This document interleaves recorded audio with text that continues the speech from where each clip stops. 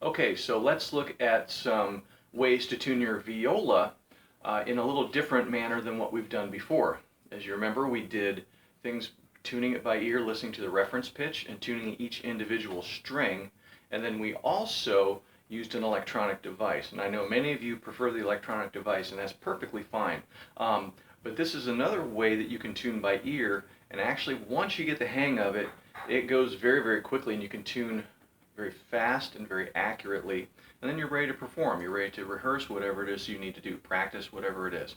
So it goes kind of like this. You're going to play your A string. You're going to use that to tune your D, G, and your C string. Now this sounds like it's pretty close to being in tune with just a few little modifications I need to make, but actually if I play the reference pitch, let's say it's an electronic tuner or the concert master is playing their A string, that would sound like this. And give that a listen. Now listen to what I played.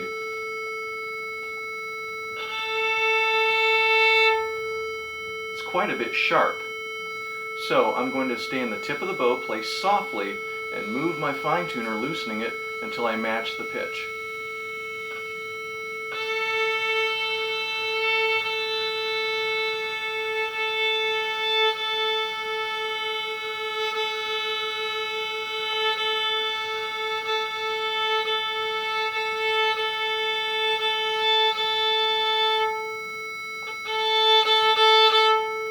Right there is pretty close. I'm going to double check that with a tuner that I have over here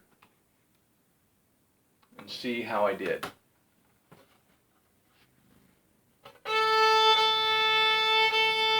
Okay, it was pretty good. I had to make just a minor adjustment, taking it up a little higher.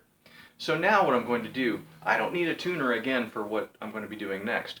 My A string is in tune, everything else is going to be based off of my A. So I play the A string and then I'm going to add the D. Now you'll notice that since this is not quite in tune, you'll hear conflict between the strings. You'll hear distortion, you'll hear actually maybe beats pulsating because the strings don't quite agree with one another. Now when you tune the D, it's not going to match the A string in pitch, but it should agree with it. Listen. Here's the A again. And the D. It's kind of sharp. So I'm going to loosen my fine tuner as I'm playing toward the upper part of the bow and listen to how they go into agreement.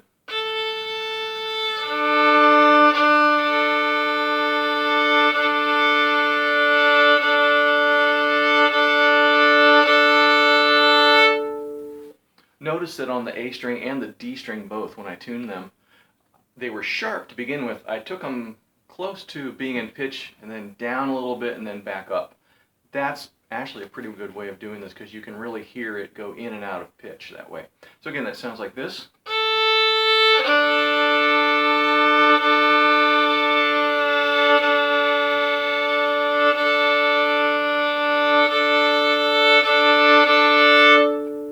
All right, now let's go on. Those sound pretty good together. Those are in agreement. Let's hear the D and the G together. I played the A, I played the D, now here's the G with the D string. That's not too bad. I'm going to make a quick adjustment. Listen to how it goes into agreement.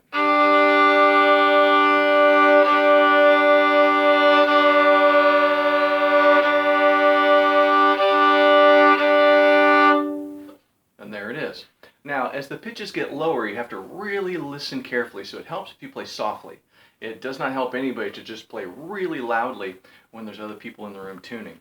So, here's the G and then the C string together. There's my G.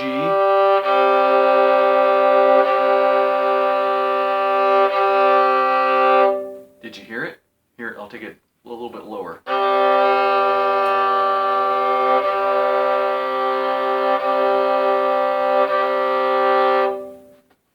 So, when you get the hang of this, in other words, it's going to take some practice. When you get used to being able to do this, you will be able to tune pretty quickly, usually in about 30 seconds or less. Because once you get that A string,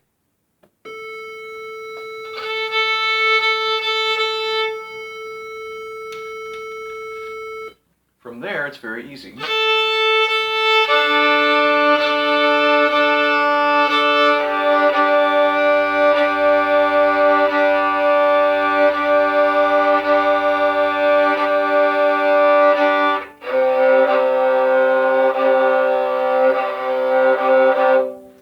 So now I'm in tune, I'm ready to go, I think.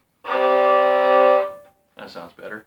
And that's how quick it can actually go. That's probably around 30 seconds. Think about it. If everyone in a group could tune that quickly, think about how much more time you could have in rehearsing your music. So I leave that with you. Give it a try.